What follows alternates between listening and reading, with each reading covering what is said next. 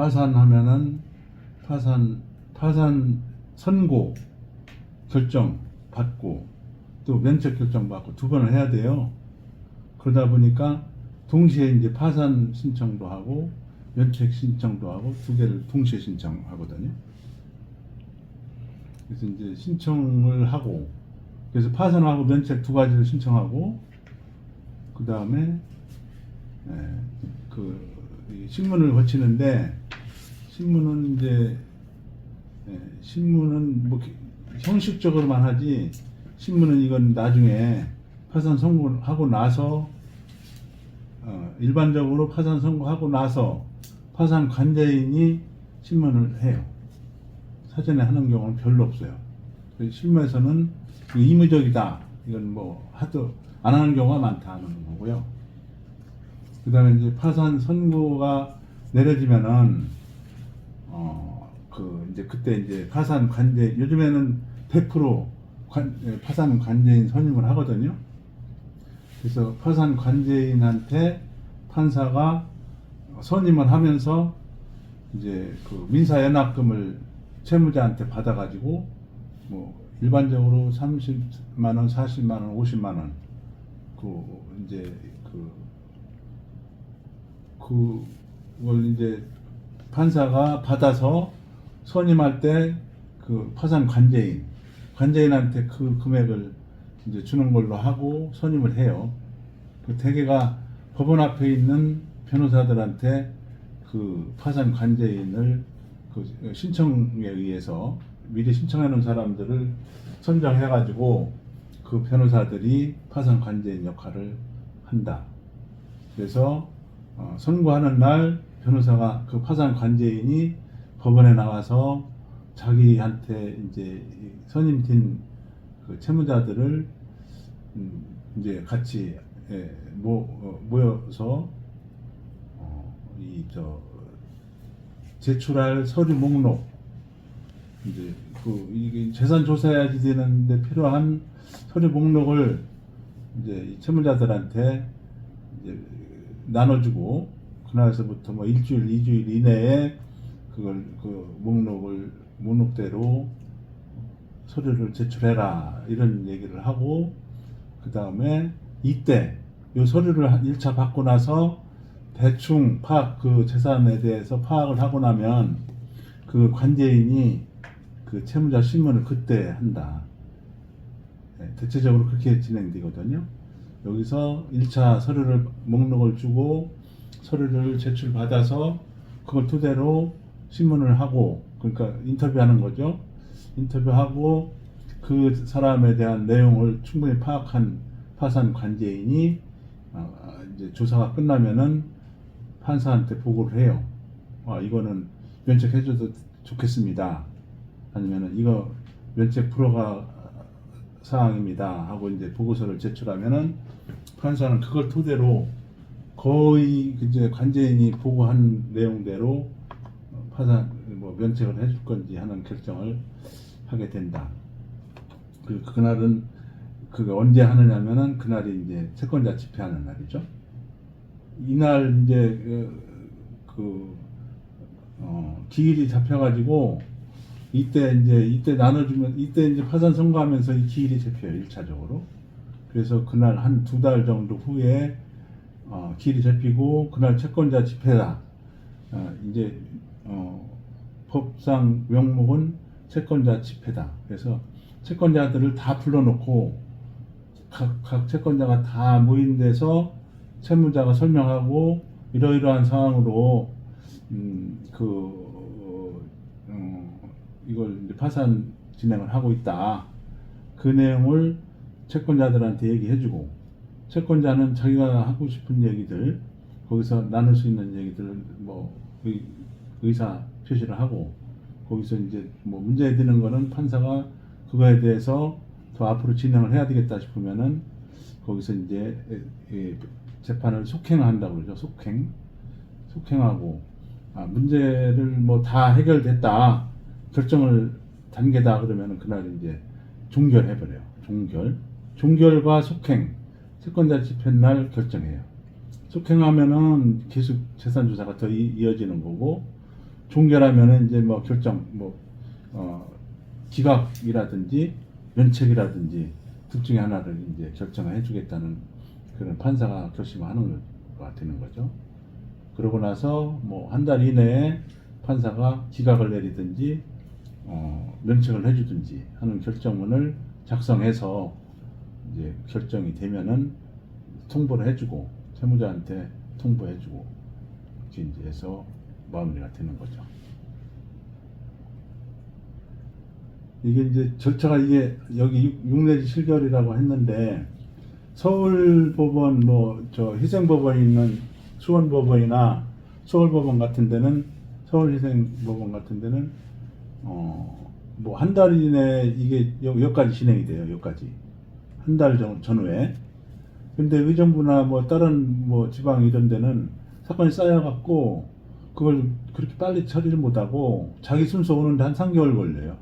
여기까지 한 3개월 걸린다고 봐야 돼. 서울이나 수원 이런 데는 한 달이면 오고.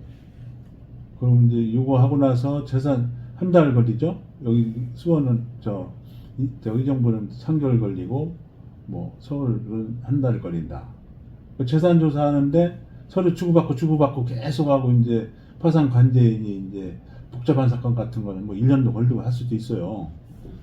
근데 대체적으로 서류 제때 내고 하면은 요거 선고받고 한 2달, 3달 정도면은 끝난다. 그럼 서울 같은 경우는 여기 한 달, 여기 3달 했다가 해도 4개월은 끝나잖아요. 그죠? 이때가 4개월 정도면 끝난다고. 뭐 집회에서 그날 끝나면 4, 5개월이다. 그러면 이제 뭐 결정하고 하는데 한 5개월 전후, 5, 6개월이면 충분하다는 거고. 이제 여기는 의정부 같은 경우는 여기서 3개월 걸렸죠? 여기 3개월 6개월이지. 여기서부터 한 달 걸리지. 그러면 7개월 내지 8개월. 이 정도로 빨리 끝나면 그렇게 된다. 빨리 끝나면 서울 같은 경우 한 3, 4개월에도 끝날 수도 있죠. 4개월 전후. 그 면책 결정을 받으면 어떤 효력이 있느냐. 그러니까 이제 면책 결정이 공부하고 나서 14일 경과돼야 면책 확정이 된다. 효력은 14일 지나서 확정된다. 그 법제 564조 사항에 그리고 565조 제13조에 면책 신청에 관한 재판이 확정될 때까지 채무자의 재산에 대하여 파산 채권에 기한 강제 집행, 가압류 또는 가처분은 금지 또는 중지된다. 557조 제1항. 이거 중요한 얘기예요. 파산이나 희생의 신청이 있으면 확정될 때까지, 재판이 확정될 때까지 채무자 재산, 파산 채권, 채무자 재산이라는 것은 파산 채권이랑 똑같은 거예요. 같은 말이에요. 채무자 재산에 기한 강제 집행을 못한다. 그걸 그렇게 할 수 있다는 거고요. 이거는 이제 파산 같은 경우는 이거 금지나 중지 명령 안 해줘요. 개인희생은 금지 명령, 중지 명령 신청할 때 신청하고 한 일주일 전후에 이게 금지 명령이나 중지 명령이 떨어지는데, 그 파산에서는 신청에 의해서 해준다. 이거는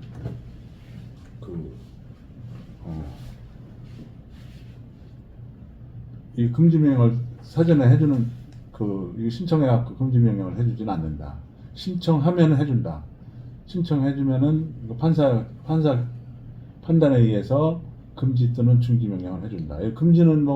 금지는 사전에 이런 이 추심이나 그 가압류 이런 걸 하지 말라는 얘기, 사전에 하지 못하게 하는 결정이고, 중지는 진행되고 있는 거, 경매가 진행된다든지 하는 거를 그거를 이제 중지한다 하는 게 이제 중지 명령이죠. 그래서 여기서 면책 결정이 확정이 되면 파산 채권자에 대한 채무의 전부에 대해서 그 책임이 면제된다. 그죠? 면책 결정이 확정되면, 여기서 아까 14일이 있어야 확정된다고 했죠? 면책 결정이 확정되면 이제 그 채무에 대한 책임이 면제된다. 다만 다음 채무는 면책되지 않습니다. 법제 566조. 그 어떤 것들이냐? 566조가 조세, 벌금 이런 건 별도로 내야 돼요. 조세는 파산에서는 개인회생에서는 이 조세가 포함이 돼요. 그래서 자기가 변제하는 거에서 이 조세를 먼저 우선 변제라고 해가지고 개인회생에서는 조세가 해결이 되는데 파산에서는 조세가 해결이 안 돼요. 그래서 별도로 납부하든지 그 결손 처리를 이제 그 세무서 가서 야, 파산했으니까 결손 처리를 해주십시오 하고 이제 그 협의에 의해서 조세가 결손 처리가 될 수도 있다. 그리고 파산이나 회생 모두 벌금, 과료, 형사소송 비용, 뭐 추징금, 과태료 이런 거는 다 포함이 안 된다. 회생도 안 되고 파산도 안 되고 이 벌금, 과료, 형사소송 비용, 추징금, 과태료 이거는 면책 대상이 아니다. 그 다음에 세 번째, 이것도 중요해요. 채무자가 고의로 가한 불법행위로 인한 손해배상. 그냥 손해배상이 아니고 불법행위에 의한 손해배상이에요. 그리고 불법행위라도 고의로 한 거. 이게 뭐 교통사고나 이런 건 고의가 아닐 수도 있는데 그 형사법에서 관계되는 거겠지만은 고의가 아니다는 거가 여기 판사가 그 회생법원 파산법원 판사가 고의인지 아닌지 자유로 해석한다. 그래서 그리고 불법행위일 것 그럴 때 그 손해배상은 면제 대상이 아니다. 그러니까 누구하고 싸우고 막 그 투기를 패고 해갖고 감옥 갔다 오고 한 거는 그 사람한테 줘야 될 그 투기를 팼던 얻어 맞은 사람에 대한 손해배상은 이게 면책 대상이 아니다. 이건 갚아야 된다. 또 중대한 과실로 타인의 생명, 신체, 생명과 신체를 침해한 불법행위 이것도 손해배상의 그 대상이 이러한 손해배상도 면책 대상이 아니다. 이거는 실무에서 중요해요. 이거 뭣도 모르고 무조건 됩니다 했다가 나중에 이 사람이 곤란한 경우가 생겨요. 이게 개인 채무가 있었는데 이런 거 고려하지 않고 그냥 진행했어. 뭐 합시다. 파산하면 뭐 될 것 같네요. 판단해갖고 했는데 나중에 가보니까 신체를 뭐 투지를 펴갖고 팔이 부러지고 했던 손해배상이다. 그런 거가 판사가 이거 안 돼 하고 면책 불허가 할 수도 있다. 그러면 그런 때는 그 채권에 한해서 면책이 이제 그게 면책되는 거고 그 다른 거는 그냥 면책이 되는 거죠. 요 싸우고도 맞고 투지를 패고 한 것만 이제 면책 대상이 아니 그거만 빠진다 이렇게 생각하시면. 그 다음에 이제 임금, 퇴직금, 뭐 재해보상금 이런 거 그것도 면책 대상이 아니고 갚아야 돼요. 별도로 갚아야 됩니다. 그 다음에 임치금, 신원보증금 이런 건 뭐 별로 실무에서는 별로 사례가 없는 거고 이런 게 있다는 거. 그 다음에 악의로 이게 무슨 내용이냐면 채권 목록에 이제 이 사람 빼놨어. 개인 채권인데 내가 A라는 애한테 뭐 1,000,000원 빌려 쓰고 그거를 못 갚았는데 파산 채권에다가 뺐어요. 안 넣고 목록에 안 넣고 그냥 슬쩍 넘어가면은 모르고 고의로 누락시키지 않은 거는 그냥 그 나중에 판례가 그 면책 그 인정해 주거든요. 대법원 판례가 면책을 고의로 빼놓지 않았으면 면책을 인정해 줘. 목록이 없어도 모르고 오래된 채권 같은 건 모르는 경우가 있어요. 그래서 진짜 모르고 빠지는 거는 대법원 심사까지 가야 돼. 만약에 채권자가 이의 제기하면은 3차 그 대법원까지 가서 갈 수도 있다. 그래가지고 그거는 별도로 재판을 받아야 되는데 고의로 누락시키지 않았으면은 판례는 그 면책을 인정해준다. 근데 요거를 이제 누구 거 그거 걔가 이의 신청하면은 내 재산 이런 게 다 드러나니까 몰래 걔 빼갖고 직접 했다. 그랬을 경우는 그 빠진 채권은 그거는 이제 면책 대상이에요. 판례는 그런 걸 인정해주지 않는다. 그 다음에 양육비. 양육비도 이것도 면책이 안 된다. 뭐 양육비는 아무튼 결정되면 줘야지 따로 이걸 뭐 파산해놓고 이런 거 면제되고 할 수는 없는 거죠. 양육비는.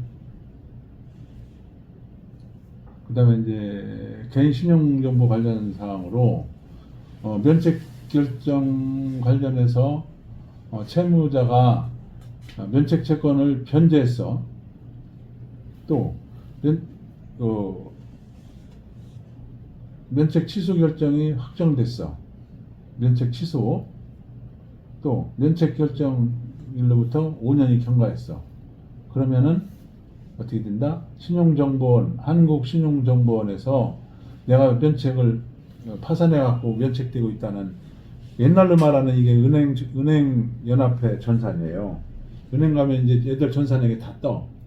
그래가지고 내가 파산 면책했다 하는 거가 이제 그 기록에 올려져 있어갖고 대출 신청해도 안 되고, 그 신용카드 신청해도 안 되고 그랬던 상황이죠.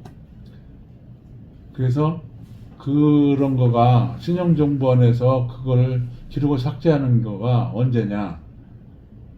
면책 채권을 다 변제하면 그건 기록 아무튼 변제하면 삭제돼요. 그 다음에 취소 결정이 확정됐어. 이 사람 면책이 안 돼. 면책됐는데 뭐 이의 신청에 의하거나 뭐 불법 파산으로 해서 파산법 뭐 그런 걸로 인해 갖고 면책이 취소됐다. 그럼 이거 신용정보원에서 그냥 이거 면책된 거 삭제해 버리죠. 그다음에 면책 결정일로부터 5년이 된 이 사람이 이거 파산해서 면책되면은 5년 뒤면은 신용이 살아난다. 그 얘기예요. 한국신용정보원으로 법원에서 통지를 해요.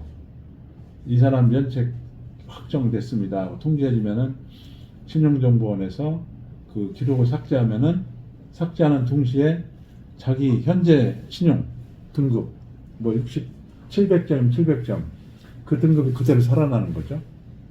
그대로 살아나니까 그 사람은 이제 그날서부터 대출도 되고 신용카드도 나오고 하는 거죠. 이거 삭제되는 동시에 그런 효력이 있다.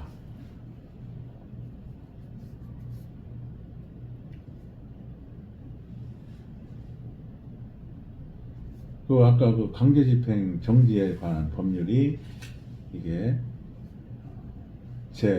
세무자희생법 제 557조 1항 면책 신청이 있고 파산 폐지 결정이 확정되거나 파산 결정이 났다 했을 때 그 아까 파산 선고 얘기하는 거예요. 파산 선고 나고 진행해갖고 재산 정리가 다 되면 이제 관제인이 판사한테 보고해갖고 파산 폐지 결정을 받아요. 파산은 뭐고 폐지는 뭐냐? 파산은 나 이제 내 재산 다 바치는 거고, 폐지는 바친 거를 다 정리해갖고 뭐 채권자한테 나눠주고 한 그런 절차를 다 거치는 게 폐지예요. 그래서 파산 선고 나고 재산 다 나눠주고 했을 때 내리는 게 파산 폐지 결정이에요.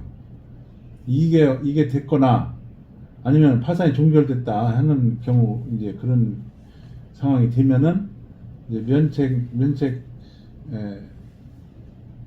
그때부터 면책 결정 때까지 그 기간 동안에 이게 이제 강제 집행이 예를 들어서 경매가 진행된다든지 하는 거는 자동이 아니라 정기가 가능하다. 신청에 의해서 경매 정지 신청을 하면은 경매 정지 결정문을 받아서 그 경매 법원에다 정지 신청을 하는 거죠. 그러면 이제 경매가 진행되던 경매가 스톱되는 거고, 가압류, 가처분 이런 것도 이제 할 수가 없죠. 그 이제 파산 선고가 나고 폐지 결정까지 나면 뭐 이런 가압류나 뭐 소위 말하는 빨간 딱지를 붙인다거나 하는 것을 못하게 되어 있습니다. 하면은 이 결정문을 받아서 중지시키면 되죠.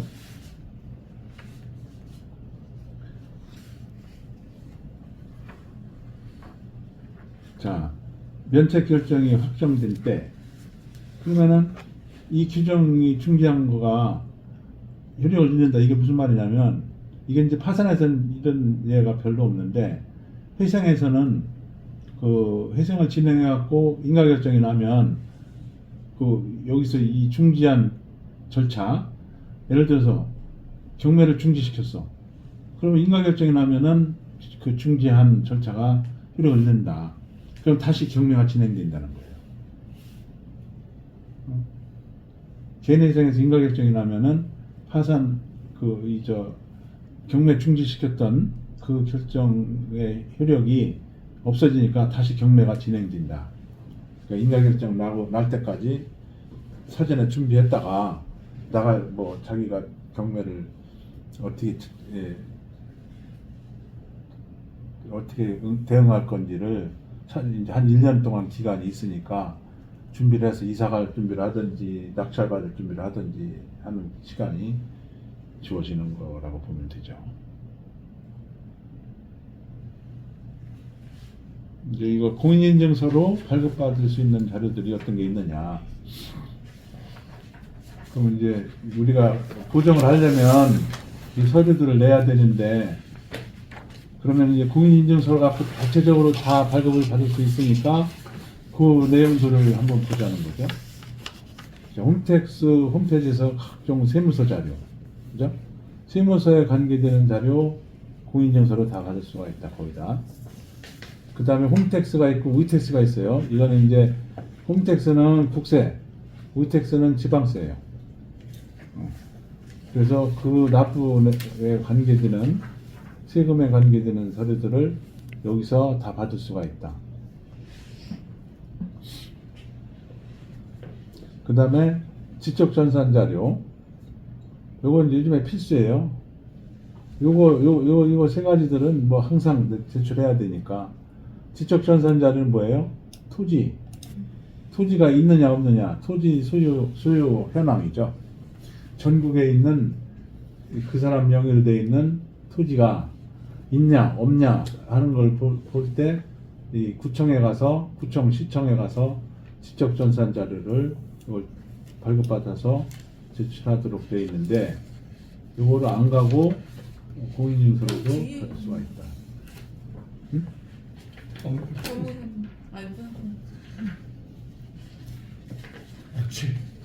여기 있다고? 네, 뒷면에 한 장 넘기면. 거기 없는 거 같아서 맨 여기 뒤에 좀 없으면 있어요. 그래서 두 번째 있어, 두 번째. 그래서 그걸 보시든지 이 설명을 들으시든지 예. 둘 중에 하나 하시면 되고, 그 자료가 있는 게 중요한 거죠. 설명은 사실 필요 없어요. 이거 다 아는 내용이잖아요. 그래도 이제 한 번 더 머릿속에다 한번 이렇게 훑어주면은, 기본적인 게 머릿속에 들어가 있으면은 실무에서 좀 도움이 될 것 같아서 설명을 드리는 겁니다. 그 다음에 이제 보험 자료를 내라고 하는데요. 자기가 평생 들어있던 보험이 여기 보험협회에서 그거를 이제 그 조회를 해볼 수가 있어요. 그래서 보험 가입 조회 결과서, 이걸 보면은 자기가 평생 피보험 아니면 계약자로 돼 있는 보험에 대한 자기 이력이 여기서 싹 이게 리스트업해서 볼 수 있거든요. 요거를 다 내라고 해. 항상 이제 이건 뭐 필수예요, 이것도. 뭐 그래서 요거를 출력해서 내는데 이 공인인증서로도 가능하다. 요거는 조회 결과서는 공인인증서 없이도 뭐 본인 인증 거쳐서 인터넷에서 뽑을 수는 있어요. 근데 이제 공인인증서 있으면은 그런 방법으로도 되는 거고, 요거 조회 보험 가입 조회 결과서를 출력해 가지고 이제 해약 환급금 확인서를 또 이걸 내라고 하는데, 그 목록에서 보고 자기가 보험 계약자로 되어 있는 내지는 피보험자로 되어 있는 것도 가끔 필요할 때도 있고요.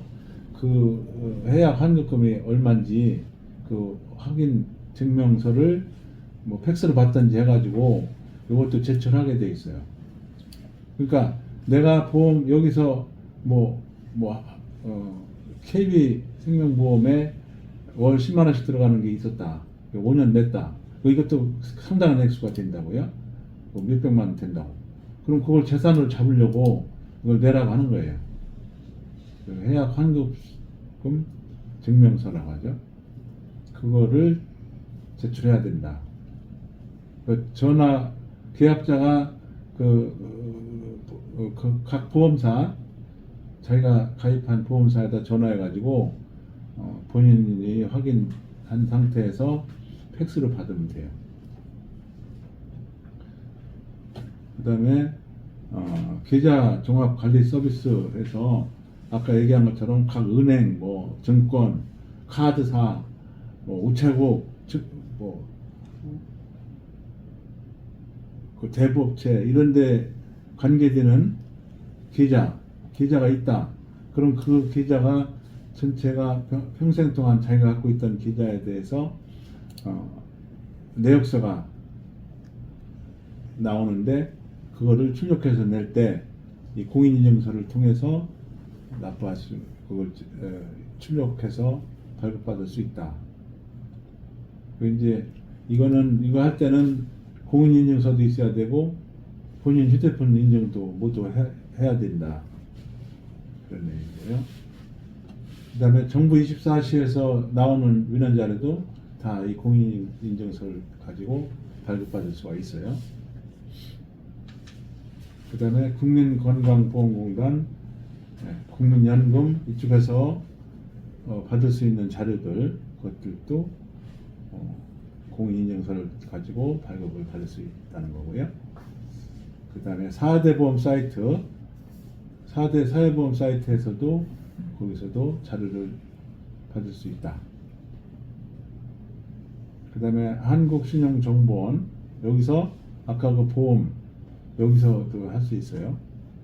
보험 아까 손해보험 사이트에서 생명보험 사이트에서 받았던 보험 가입 조회 결과서 요거를 이제 여기에서 4대 보험 사이트에서 받을 수가 있다. 한국신용정보원에서 받을 수가 있다. 이거는 이제 이메일을 통해서 또 인증을 하는 절차가 있다. 이메일을 통해서 해야 된다. 그런 내용이고요. 그 다음에 한국예탁결제원 실질주주 정보 조회 이런 거를 할 수 있고 기타 등등 할 수 있는 것들이 있습니다.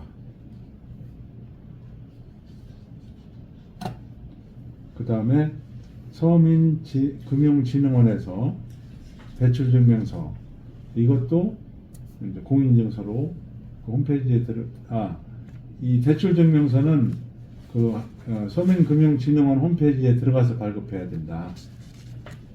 그런 내용이고 이거는 공인인증 갖고 안 되고 휴대폰 본인 인증만 가능하다. 이런 거 있다는 거. 그 편법이 하나 있어요. 서민금융진흥원에 부채증명서를 발급받으려면 굉장히 애로사항이 많아요. 이렇게만 되니까 공인인증도 안 되고 휴대폰에 본인 인증해갖고 홈페이지에서만 발급받으니까 할아버지들 할머니들 이거 하라고 그러면 굉장히 난해한 거예요.